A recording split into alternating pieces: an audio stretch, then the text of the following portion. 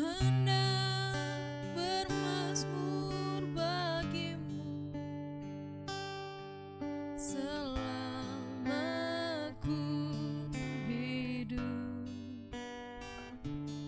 Ya aku hendak bernyanyi bagimu selagi ku ada. Inilah yang ku renungkan setiap waktu. Nyanyian pujian dan pengagungan kepadamu.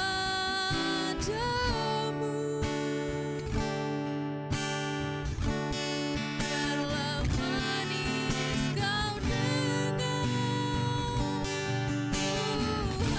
Tuhan, manis kau dengar, Tuhan, dan hatiku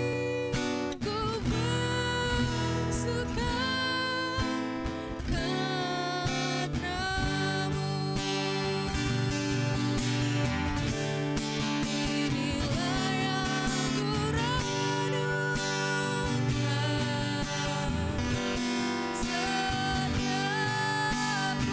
setiap waktu. Nyanyian pujian dan pengagungan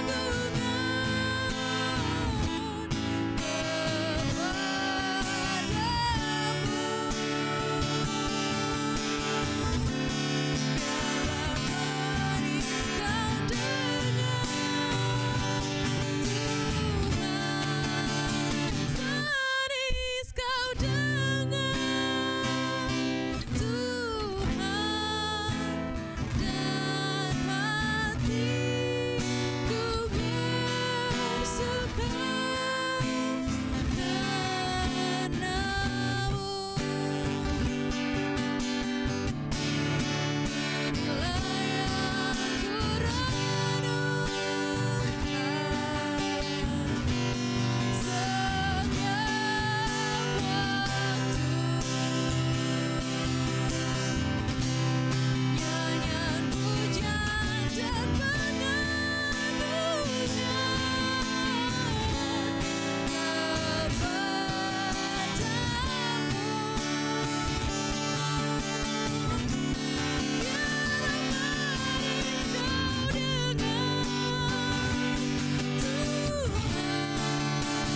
manis kau dengar,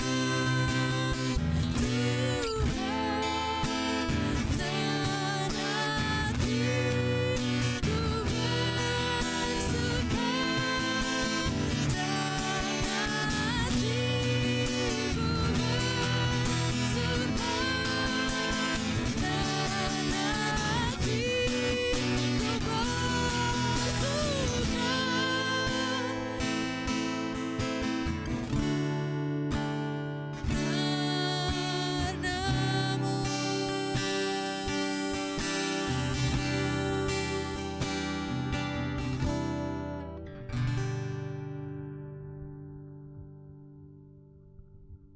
Haleluya, haleluya.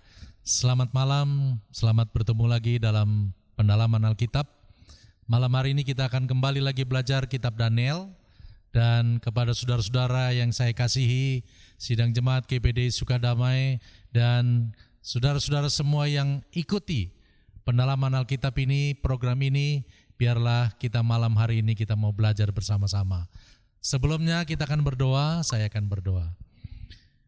Bapa di sorga, terima kasih buat malam hari ini Tuhan beri lagi kesempatan kepada kami untuk kembali belajar akan kitab Daniel. Tuhan, mengurapi kami hamba-Mu, mengurapi seluruh umat-umat-Mu yang mendengar. Biarlah program ini menjadi berkat bagi banyak orang supaya nama Tuhan dipermuliakan.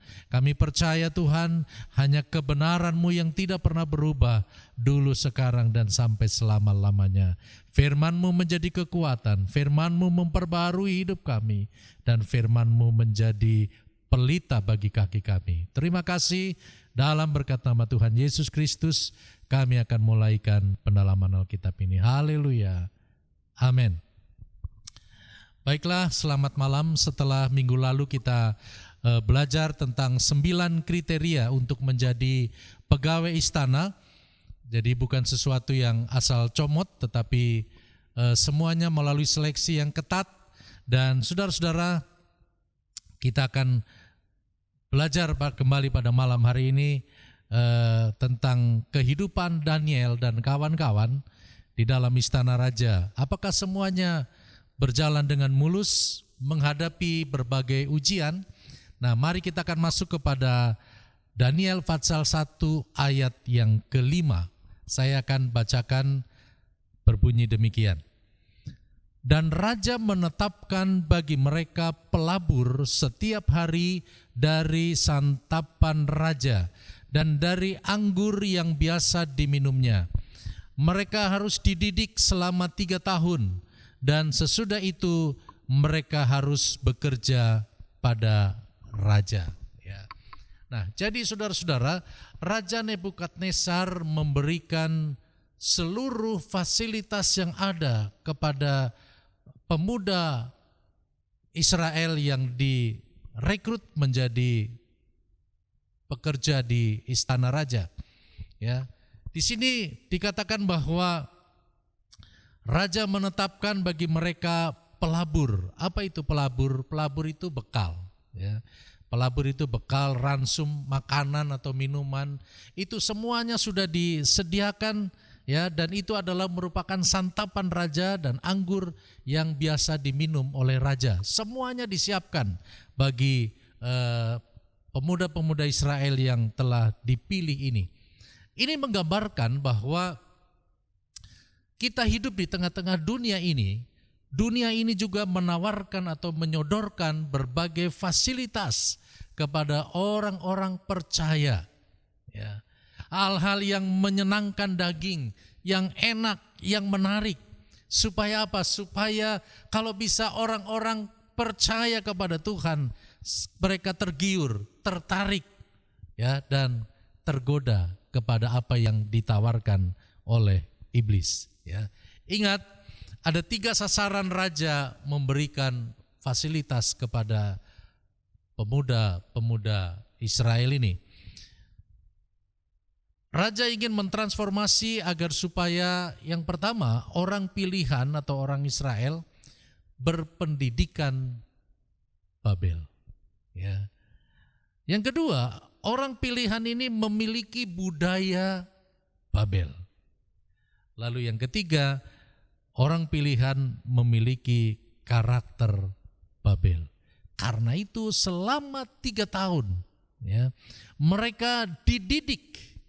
Ya, mereka didoktrin untuk mereka mempunyai gaya hidup Babel.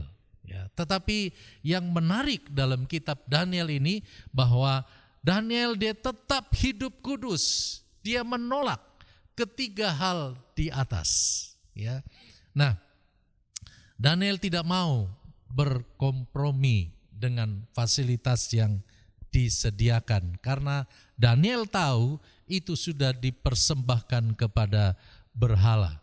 Nah, keteguhan hati yang seperti yang dimiliki oleh Daniel inilah dan keempat temannya ini harus menjadi teladan sekaligus teguran bagi kita orang-orang percaya. Ya. Mereka hidup di tengah-tengah dunia ini tetapi mereka tidak mau mengikuti cara hidup dunia, ya. Cara-cara dunia mereka tidak lakukan, ya. Walaupun itu ditawarkan setiap hari, tetapi Daniel dan kawan-kawan mereka tetap punya pendirian teguh, ya. Mereka tidak mau ditipu oleh muslihat iblis, ya. Dalam Efesus pasal yang ke-6 ayat yang ke-11, Rasul Paulus bilang begini, kenakanlah seluruh perlengkapan senjata Allah supaya kamu dapat bertahan melawan tipu muslihat iblis. Ya. Saudara-saudara, dunia ini semakin hari semakin jahat. Ya, Paulus katakan semakin hari semakin jahat, karena itu kenakanlah seluruh perlengkapan senjata Allah supaya kita bisa bertahan. Ya, karena iblis akan dengan berbagai cara, dia akan terus merayu, dia akan terus menggoda. Kalau bisa kehidupan kita sama seperti orang-orang dunia yang tidak mengenal Tuhan. Yudas juga pernah menuliskan dalam Yudas 1 ayat yang ketiga, berkata bahwa kita harus tetap memperjuangkan iman. Begini dalam Yudas 1 ayat yang ketiga, saudara-saudaraku yang kekasih, sementara aku bersungguh-sungguh berusaha menulis kepada kamu tentang keselamatan kita bersama, aku merasa terdorong untuk menulis ini kepada kamu dan menasehati kamu supaya kamu tetap berjuang untuk mempertahankan iman yang telah disampaikan kepada orang-orang kudus. Jadi iman itu harus diperjuangkan.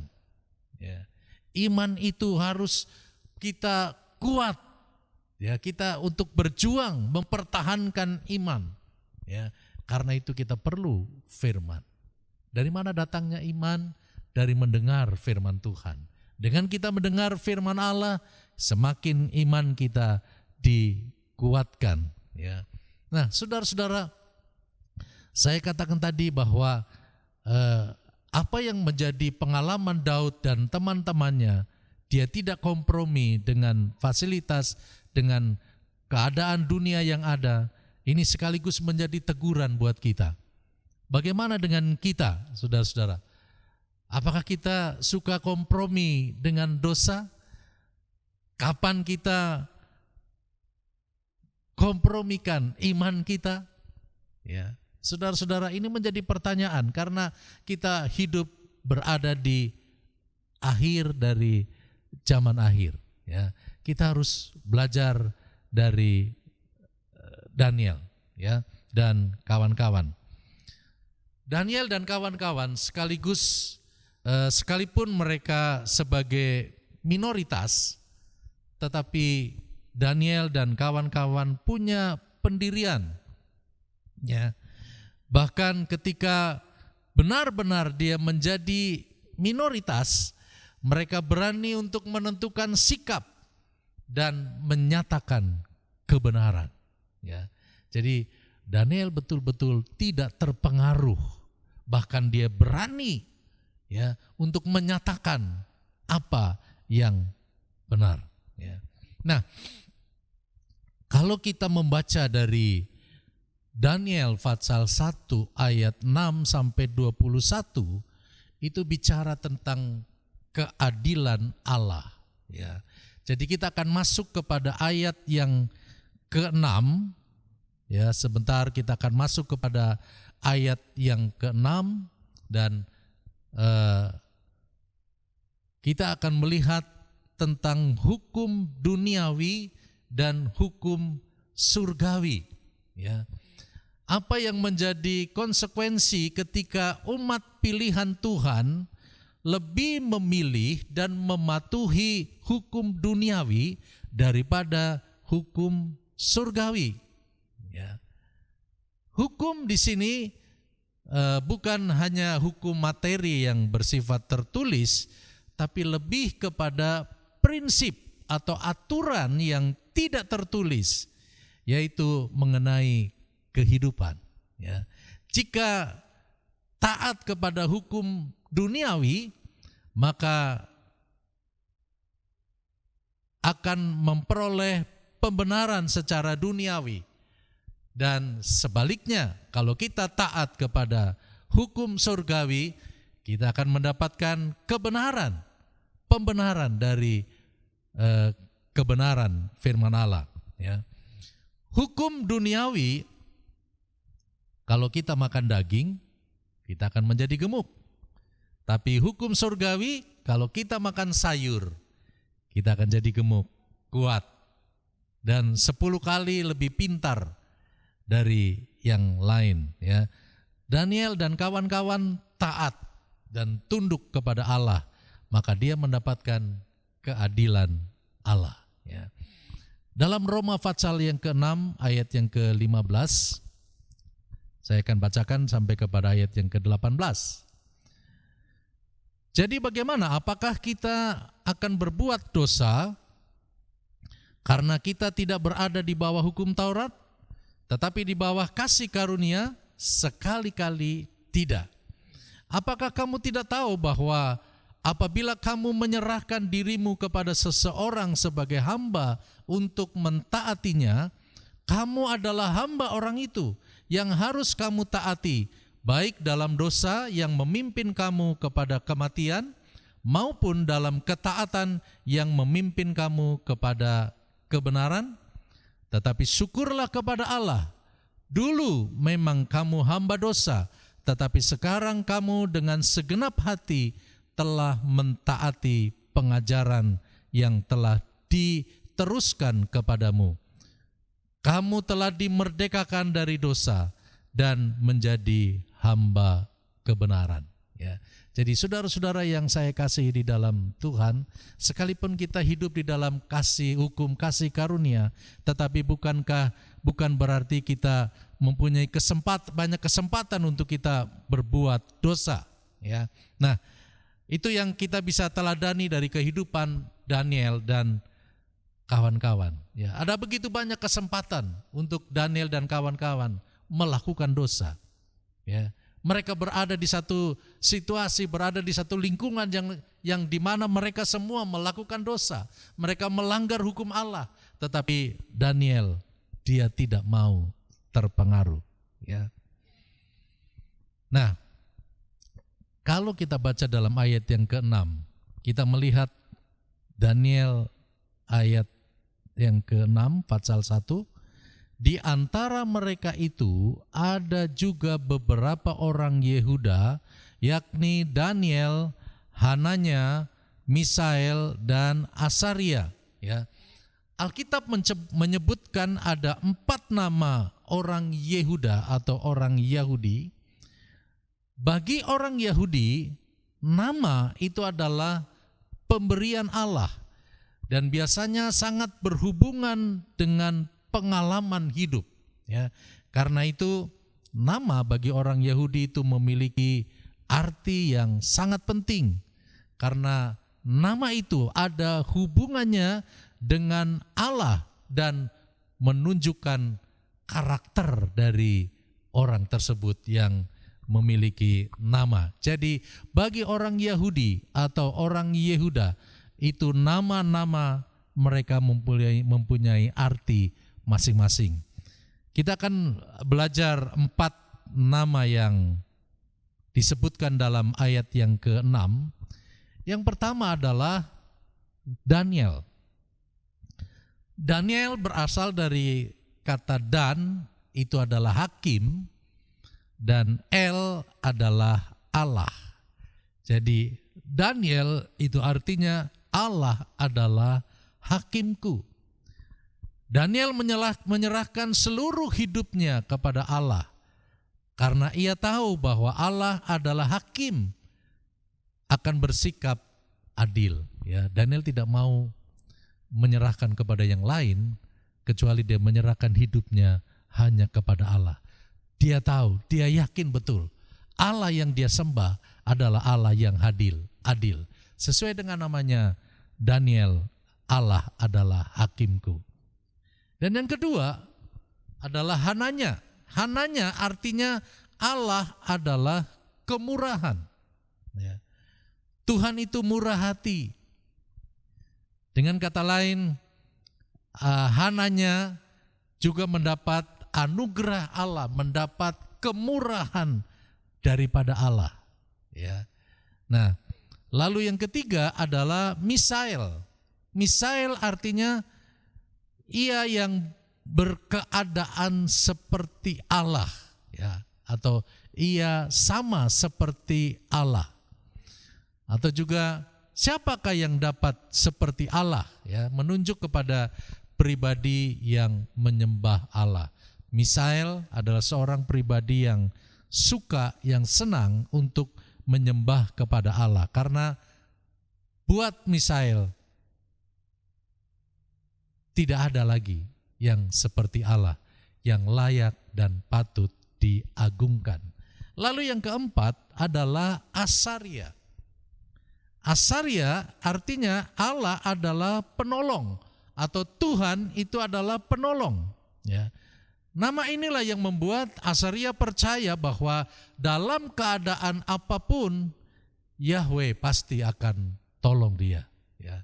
Dia begitu yakin dalam situasi apapun, dalam situasi bagaimanapun, dia tahu, dia yakin Allah pasti akan menolong. Ya. Nah, setelah itu 4 orang ini nama-nama mereka dirubah dengan nama baru. Ya, dalam ayat selanjutnya bahwa nama-nama mereka akan dirubah dengan nama yang baru. Ya. Ada satu ayat dalam Wahyu 2 ayat yang ke-17 berkata begini, siapa bertelinga hendaklah ia mendengarkan apa yang dikatakan Roh kepada jemaat-jemaat. Barang siapa menang, kepadanya akan kuberikan dari mana yang tersembunyi, dan aku akan mengaruniakan kepadanya batu putih yang di atasnya tertulis nama baru, yang tidak diketahui oleh siapapun selain orang yang menerimanya. Ya. Jadi 4 orang itu akan diberikan nama baru. Raja mungkin mempunyai maksud memberikan nama baru dengan nama-nama dewa yang nanti kita akan pelajari. Tetapi ini menjadi satu pengalaman buat Daniel dan kawan-kawan. Ya.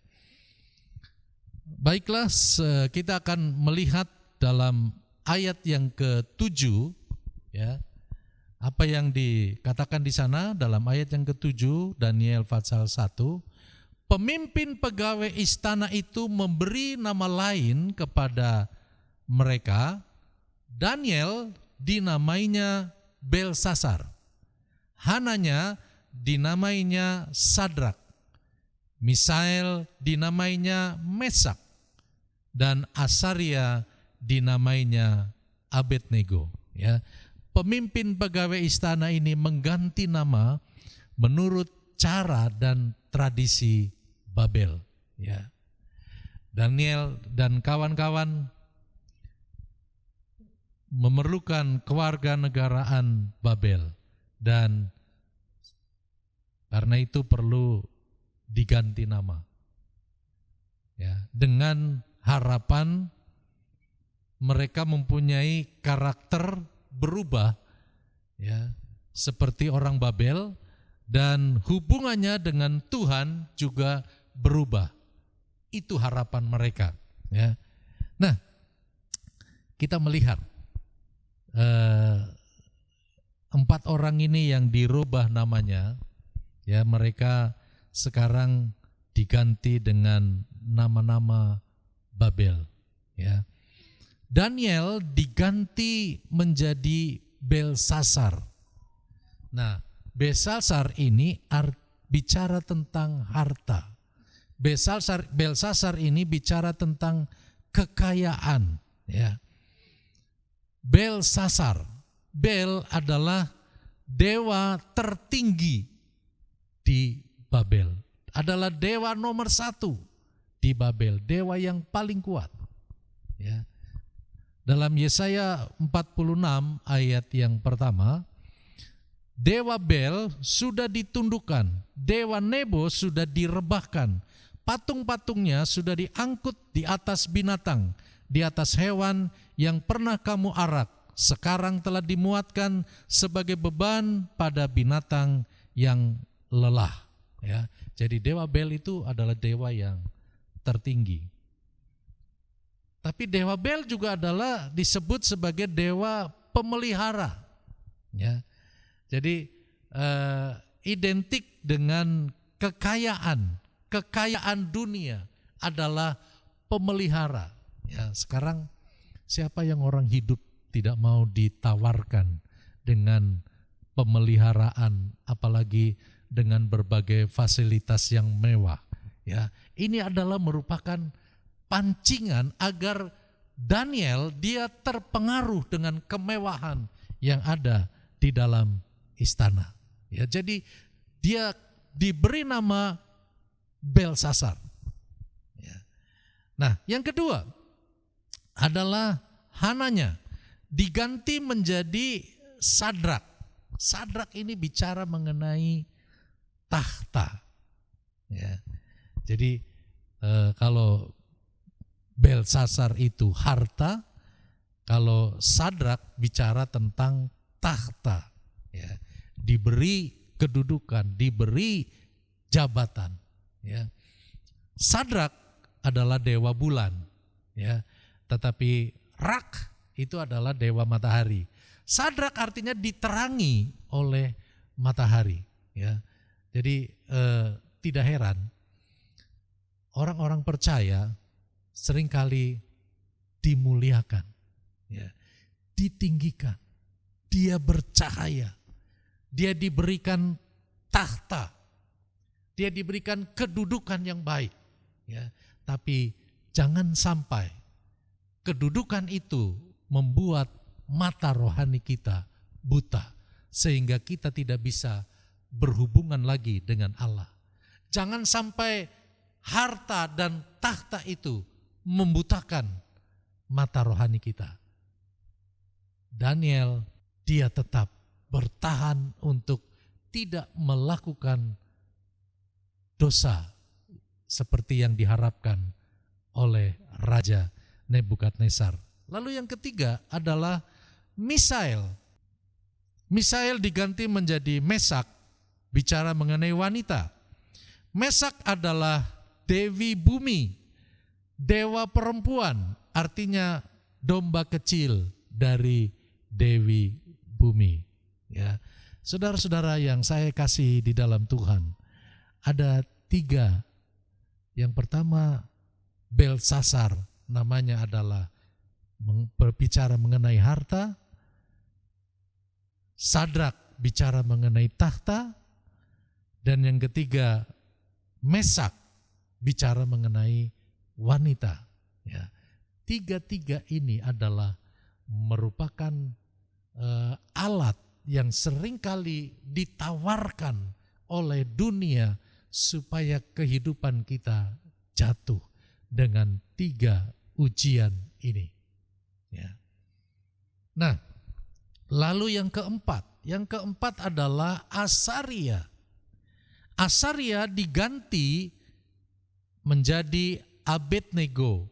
Abednego ini berasal dari dewa api atau hamba dewa api yang bercahaya dan terang, disebut juga penyembah Nebo. Ya, jadi ketiga hal ini, kalau kita tidak bisa bertahan, kalau kita tidak punya pendirian, ya, kita akan terbakar oleh api. Ya, karena itu kita perlu kekuatan Tuhan, kita perlu kekuatan Roh Kudus untuk kita bisa bertahan, ya, di dalam berbagai ujian, ya. Sama seperti Daniel dan kawan-kawan, dia berada di istana, dia juga mengalami berbagai ujian, ya. Nah, kita akan melihat ini yang menjadi komitmen, menjadi ketetapan Daniel dalam ayat yang ke-8. Daniel 1 ayat yang ke-8. Berkata begini, Daniel berketetapan untuk tidak menajiskan dirinya dan dengan santapan raja dan dengan anggur yang biasa diminum raja.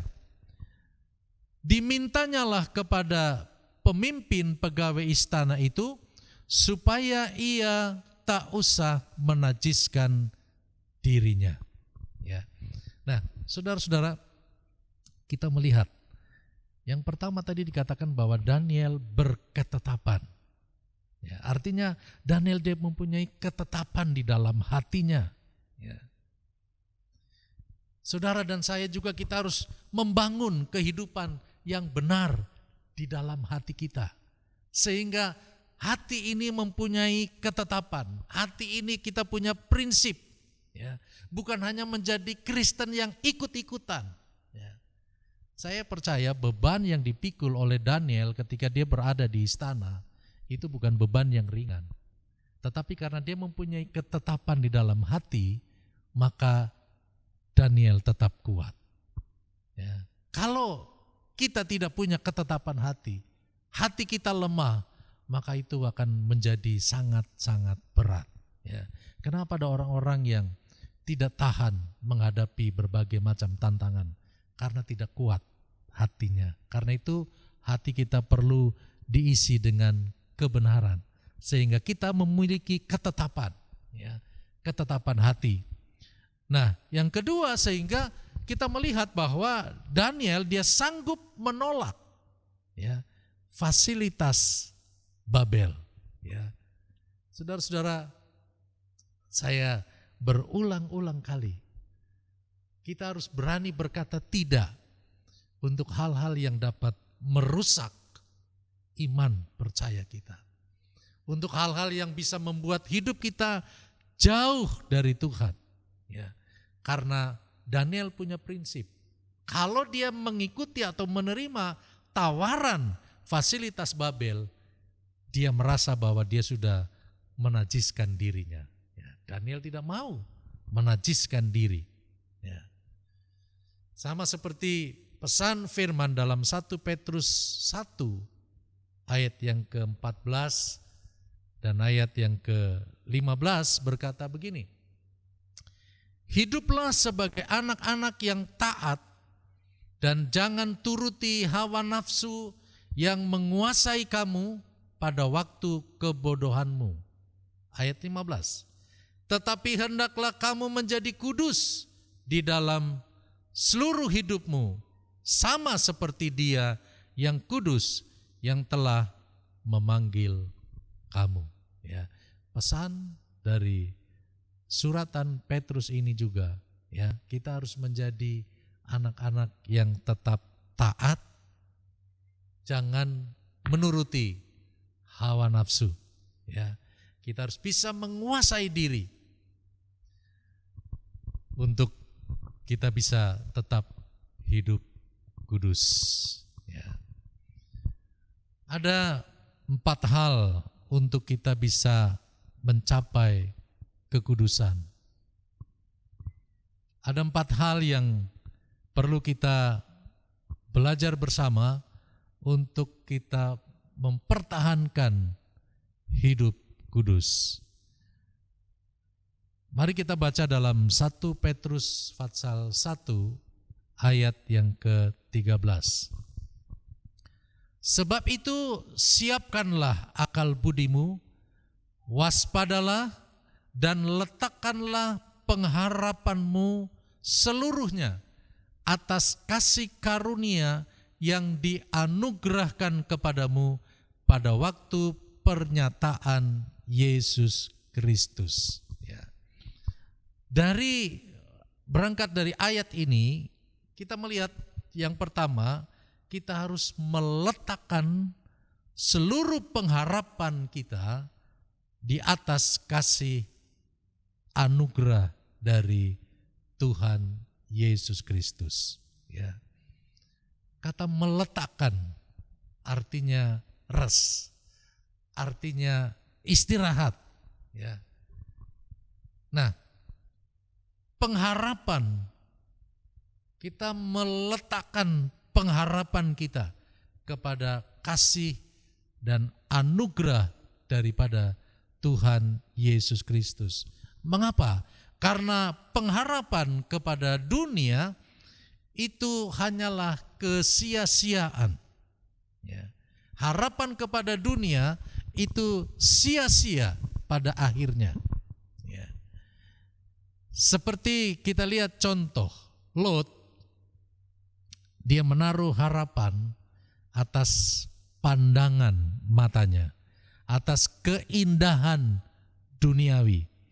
Dan kita tahu akhir dari kehidupan istri Lot, ya, karena terikat dengan hal-hal duniawi, karena dia terpengaruh dengan hal-hal duniawi, ya, dia tidak bisa lagi menerima pesan Tuhan yang sudah disampaikan melalui suaminya Lot.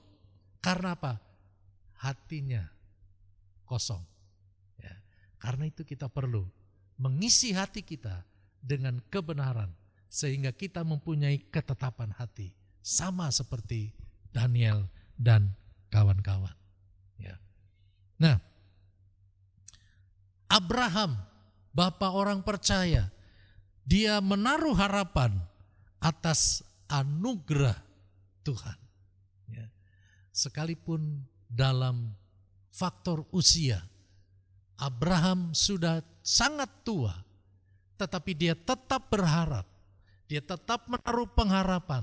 Secara daging, secara fisik sudah tidak mungkin, tetapi dia tahu bahwa bagi Tuhan tidak ada perkara yang mustahil. Bagi Tuhan semuanya mungkin terjadi. Dan kita melihat perbedaan, ya. Orang yang mengandalkan duniawi pada akhirnya adalah kesia-siaan. Tetapi orang yang mengandalkan dan berharap kepada anugerah Tuhan, pada akhirnya dia melihat janji Tuhan digenapi. Ya, apa yang dijanjikan oleh Tuhan itu digenapi. Nah, saudara-saudara, hal yang kedua, hidup tidak menuruti hawa nafsu. Ya, nah, saudara-saudara, manusia itu memiliki hawa nafsu. Itu adalah normal saja, sesuatu yang wajar. Ya. Tetapi ayat ini dikatakan bagaimana kita bisa menahan hawa nafsu. Ya. Artinya kita tidak mengikuti nafsu kehidupan kita ini untuk hal-hal yang bersifat duniawi. Ya. Hati kita perlu dipenuhi dengan Roh Kudus, perlu dipimpin oleh Roh Kudus supaya kita mengikuti apa yang menjadi bimbingan Roh Kudus dalam kehidupan kita. Ya. Lalu yang ketiga kita melihat hidup sebagai anak-anak yang taat. Ya. Dalam ayat yang ke 1 Petrus 1 ayat 13 tadi, ayat yang ke-14, hiduplah sebagai anak yang taat dan jangan turuti hawa nafsu. Ya. Jadi dari pertama kita menjadi milik Kristus, yang Tuhan tuntut dalam kehidupan kita, yang Tuhan minta dari kehidupan kita adalah ketaatan. Ya. Karena apa? Bangsa Israel karena ketidaktaatan, mereka tidak bisa memasuki tanah Kanaan yang dijanjikan. Ya. Banyak firman Tuhan yang mengatakan bahwa ketaatan itu seringkali dihubungkan dengan kondisi anak-anak. Ya, makanya itu dalam 1 Petrus 1 ayat 14, hiduplah sebagai anak-anak yang taat. Kenapa? Karena anak-anak memiliki kerelaan yang tanpa pamrih, ya, tanpa banyak pertimbangan, atau dia nggak terlalu banyak mikir. Itu anak-anak. Ya. Yang penting adalah apa kata papanya dia ikuti, dia taati.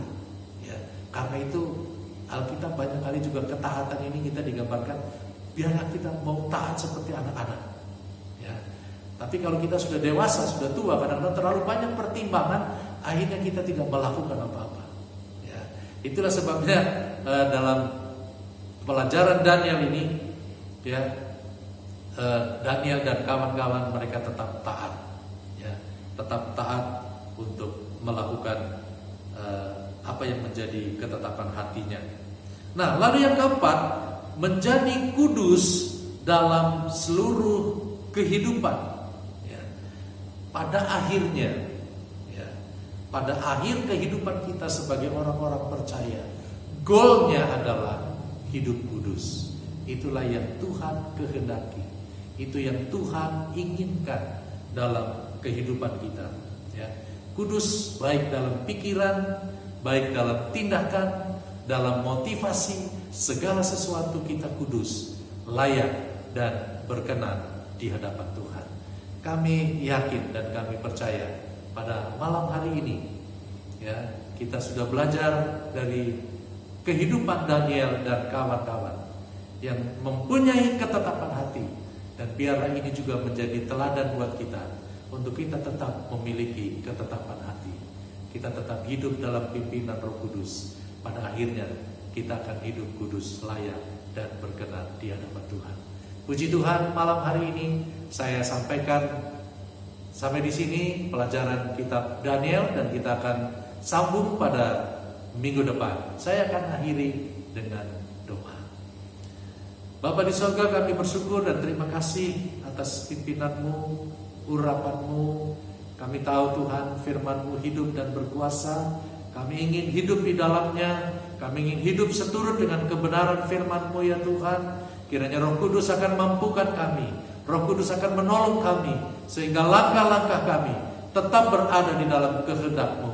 Dan kami percaya Tuhan, Engkau akan membuat kehidupan kami menjadi kudus, sama seperti Engkau adalah kudus adanya.